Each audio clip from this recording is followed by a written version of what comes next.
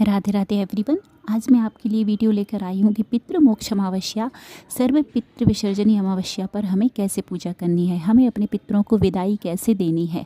16 दिन तक जो हमने उनको अपने घर में आमंत्रित किया था, ये उनके चरण बनाए थे, हमने देहरी पर देहरी पूजा की थी। अब हमें 16 दिन बाद हमें उनको उनके पितृलोक जाते हुए उनकी विदाई कैसे देनी है। देखिए, रोज़ तो जो भोग लगा पाए हम लगा पाए हमारी क्षमता के अनुसार, लेकिन आप पितृमोक्ष अमावस्या के दिन आखिरी दिन उनको संपूर्ण भोजन तैयार कीजिएगा।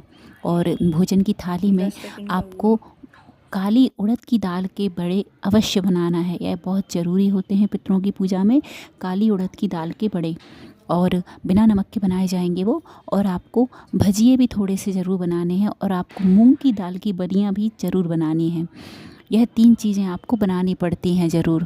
देखिए, तो खीर भी आपको ज़रूर बनाना है, काली उड़द के बड़े बनाने हैं, मूंग की दाल की बड़ियाँ बनानी है थोड़ी सी भोग के लिए, और भजिए बनाने हैं आपको। और खीर आवश्यक होती है, ज़रूर बनाना है। और आप यदि चाहें तो तोरई की सब्ज़ी बना सकते हैं, तोरई की सब्ज़ी भी इसमें महत्वपूर्ण होती है। बस आपको कद्दू की सब्ज़ी नहीं बनानी है, और आपको भटे की सब्ज़ी भी नहीं बनानी है। और एक दूसरी इम्पॉर्टेंट बात आप याद रखिएगा कि खीर बनाने में आप हो सके तो गाय के दूध का ही इस्तेमाल कीजिएगा, भैंस के दूध का इस्तेमाल नहीं करते हैं, क्योंकि कहते हैं कि जब पितृलोक हमारे जो पितर है पितृलोक वापस जाते हैं तो यमराज उन्हें लेने आते हैं, और यमराज की सवारी भैंसा होता है, तो भैंस के दूध का इस्तेमाल नहीं कीजिएगा, गाय के दूध का इस्तेमाल ही कीजिएगा। यदि आपको थोड़ा सा ही मिलता है तो आप केवल भोग के लिए गाय के दूध की खीर बना लीजिएगा। देखिए, ये संपूर्ण थाली है, तो इसमें आपको सिर्फ तोरई की सब्ज़ी नहीं दिखेगी, क्योंकि तोरई की सब्ज़ी मुझे नहीं मिली तो मैं आपको बनाकर नहीं दिखा पाई थाली में।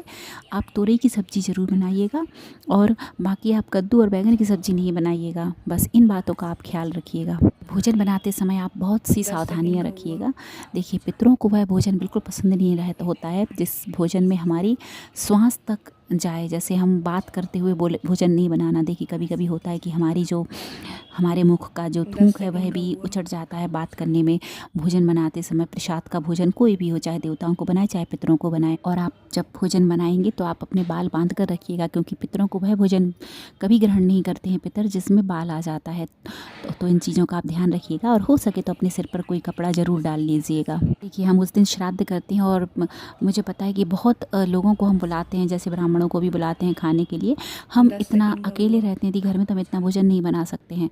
तो आप सिर्फ इतना कर सकते हैं कि आप जो पितरों की थाली है, पितरों को भोग लगाने के लिए जो भोजन है वह थोड़ा थोड़ा सा आप सिंपल, बिना मसाले का, वैसे भी बिना प्याज लहसुन का बनता है, तो बिना मसाले का आप अपने हाथों से बना सकते हैं और उनको भोग लगा सकते हैं। बाकी जो खाना है जो श्राद्ध में सबको खिलाना है वह आप किसी और से बनवा सकते हैं। और वैसे भी कहते हैं कि पितर वही खाना वही भोजन ग्रहण करते हैं जो बड़े प्यार से और भाव से उनको बनाया गया हो। और देखिए, हमारे पितर हमारे अपने हैं, तो उनको हम खुद से ज़्यादा प्यार से कोई और दूसरा कैसे बना सकता है उनके लिए भोजन। हमारे भाव ही उस भोजन में उनको प्यार देंगे। देखिए, ये तो हो गई भोजन की बात। भोजन की थाली तैयार हो गई। अब आपको पूजा कैसे करनी है, तो सबसे पहले आपके यहाँ जो भी तर्पण देता है वह पहले तर्पण देंगे। तो तर्पण देने की जो विधि है वह मैं अपने चैनल पर अपलोड कर चुकी हूँ, आप उस पर जाकर देख सकते हैं। तो तर्पण देने के बाद हम यह भोग उनको अग्यारी के द्वारा, मतलब आगी में हवन के द्वारा उनको ग्रहण कराते हैं, क्योंकि पितरों का जो मुख है वह अग्नि को ही कहा गया है। तो देखिए, ये तो हो गई भोजन की थाली की बात। अब आपको पूजा कैसी करनी है, पूजा आपको सेम वैसी ही करनी है जैसी आपने 16 दिन तक रोज की है। इसका देहरी पूजा का वीडियो मेरे चैनल पर अपलोड है, आप उस पर जाकर देख सकते हैं। पूजा सेम वैसी ही करनी है, बस आप जो भोग लगाएंगे, भोग में आपको आज पितृमोक्ष अमावस्या के दिन इस पूरी थाली का भोग लगाना है। और आपको जो ये चरण बनाने हैं यह बाहर की ओर जाते हुए बनाने हैं।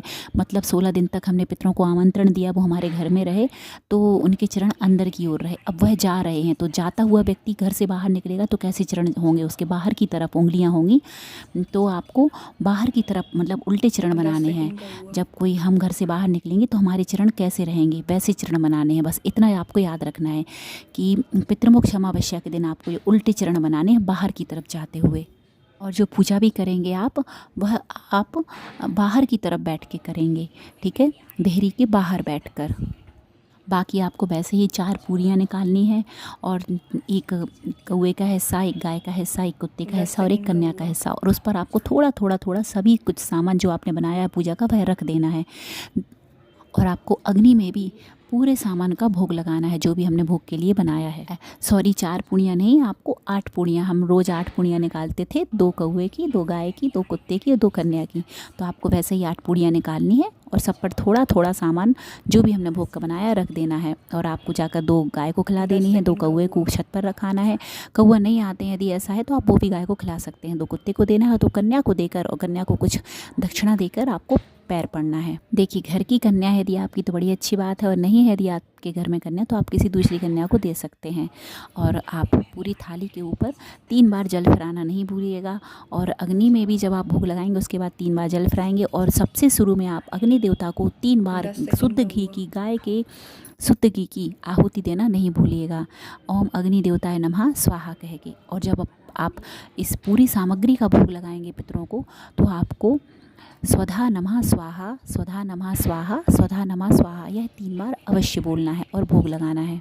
आपको 3 बार ही भोग लगाना है। और यदि आप यह नहीं बोल पा रहे हैं तो आप ओम पितृ देवताय नमः स्वाहा यह कह के भी भोग लगा सकते हैं। देखिए, पूरी पूजा कैसे करनी है इसका वीडियो चैनल पर पहले से अपलोड है। आपको सेम वैसे ही पूजा करनी है, देहरी पूजा का वीडियो अपलोड है।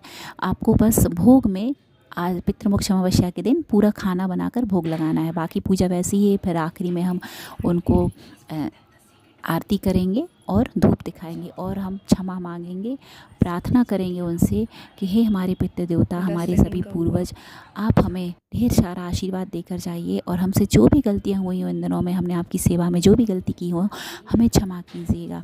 और देवताओं, देवी देवताओं से आप प्रार्थना कीजिएगा कि हमारे पितरों को सुख, शांति और मोक्ष प्रदान करें।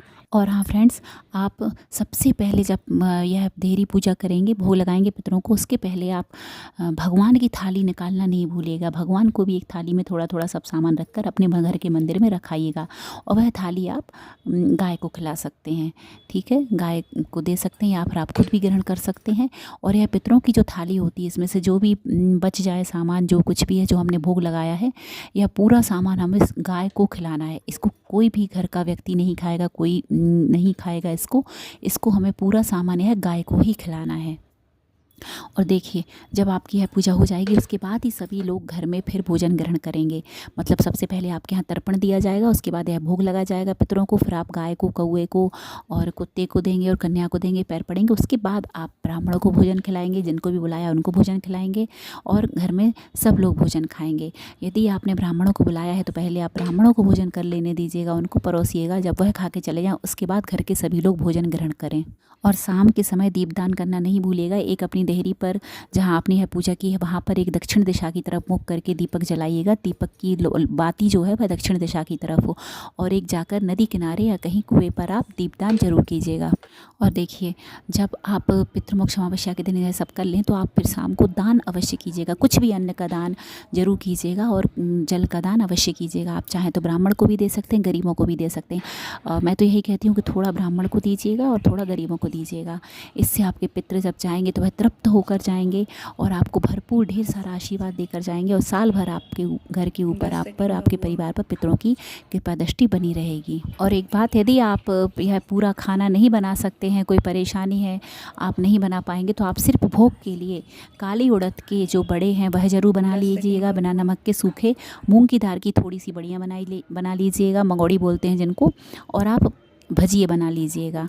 और आप संपूर्ण पूजा ऐसे ही कर ऐसे ही भाग निकाल कर कौवे का, गाय का, कन्या का और कुत्ते का आप ऐसे ही अग्यारी में भोग लगाइएगा और आप सेम टू सेम ऐसे ही पूजा कीजिएगा। तो आई होप फ्रेंड्स, आपको पितृमोक्ष अमावस्या के दिन क्या करना है, कैसे करना है समझ में आ गया होगा। तो आपके कोई सवाल हो, यदि कुछ डाउट हो तो आप मुझसे पूछ सकते हैं। और फ्रेंड्स, प्लीज़ वीडियो को लाइक अवश्य कर दीजिएगा।